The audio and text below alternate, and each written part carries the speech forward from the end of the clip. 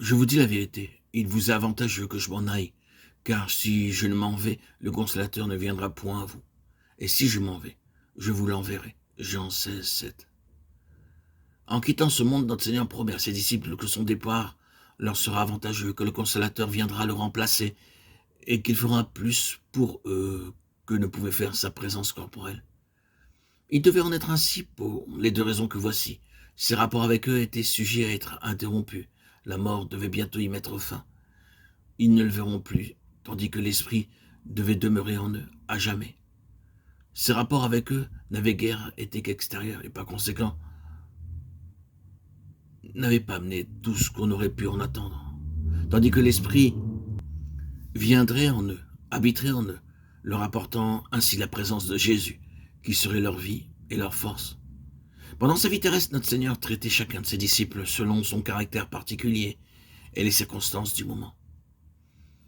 Il les connaissait chacun individuellement, chaque brebis par son nom. Jean 10, 3. Sa sollicitude et sa sagesse pourvoyaient aux besoins de chacun d'eux. L'Esprit promis ferait-il de même, s'occuperait-il avec amour des intérêts de chacun, le traitant selon son individualité comme Jésus avait su le faire? Impossible d'en douter. Tout ce que Christ avait été pour eux, l'Esprit devait l'être aussi, et il le serait avec une puissance qui n'admettait pas d'interruption.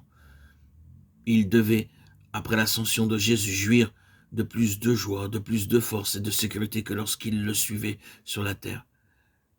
Il ne serait donc point dépouillé de ce qui faisait de Jésus le meilleur ami de chacun d'eux, de cette patiente sollicitude qui savait pourvoir à tout et qui les rendait heureux d'être les disciples d'un tel maître.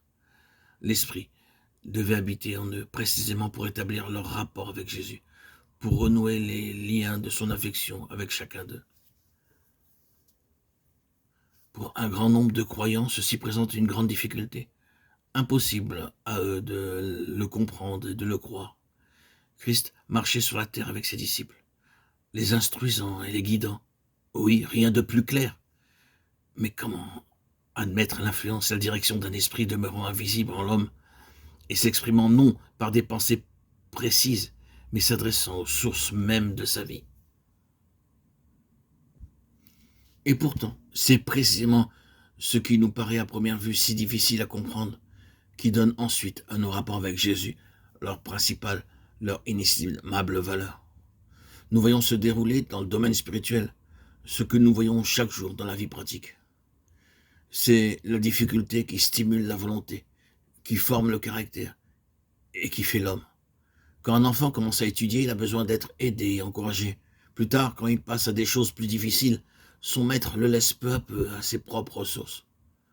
Lorsque, jeune homme, il quitte le toit de ses parents, il faut que les principes qu'il y avait reçus soient mis à l'épreuve et affermis par la même.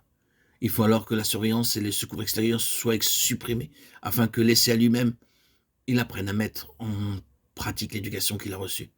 Et c'est ainsi que Dieu fait aussi notre éducation. Il veut nous amener à l'âge viril, à sortir de la tutelle des règles extérieures pour vivre d'une vie individuelle.